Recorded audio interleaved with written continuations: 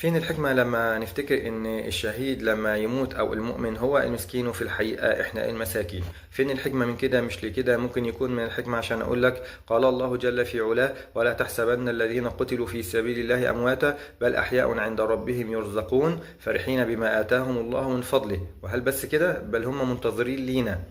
ويستبشرون بالذين لم يلحقوا بهم من خلفهم ألا خوف عليهم ولا هم يحزنون. قال ابن مسعود رضي الله عنه: أما إن قد سألنا رسول الله صلى الله عليه وسلم عن ذلك، يعني عن الآية. قال: أرواحهم في جوف طير خضر لها قناديل معلقة بالعرش تسرح من الجنة حيث شاءت ثم تأوي إلى تلك القناديل. يعني أرواح الشهداء في بطون طير، الطير دي لونها أخضر، بتسرح من الجنة حيث شاءت وهي في بطون الطير ثم ترجع إلى بيوتها. بيوتها عبارة عن مصابيح نجوم معلقة بالعرش.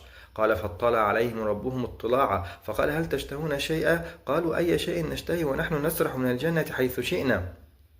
ففعل بهم ذلك 3 مرات، فلما رأوا أنهم لن يتركوا من أن يسألوا، يعني لازم يسألوا، قالوا: يا رب، ما قالوش بقى نرجع للدنيا نكون مع أحبابنا، قالوا: يا رب، نريد أن ترد أرواحنا في أجسادنا حتى نقتل في سبيلك مرة أخرى.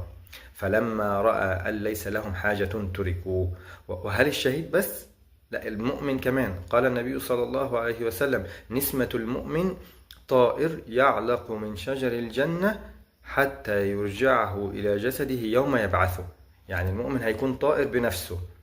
فأرواح الشهداء والمؤمنين في الجنة، أجسادهم في القبور وأرواحهم في الجنة تتناعم. قال ابن كثير رحمه الله تعالى عن أرواح الشهداء: يعني كأنها كالكواكب بالنسبة لأرواح عموم المؤمنين، يعني في الفضل. وقال: ويحتمل عن أرواح الشهداء، ويحتمل أنهم يجتمعون بنهر بباب الجنة ويكون منتهى سيرهم فيغدى عليهم برزقهم ويراح. فهم متناعمون وبيجتمعوا ومنتظرين لينا، وإحنا فاكرين إن هم المساكين وفي الحقيقة إحنا المساكين.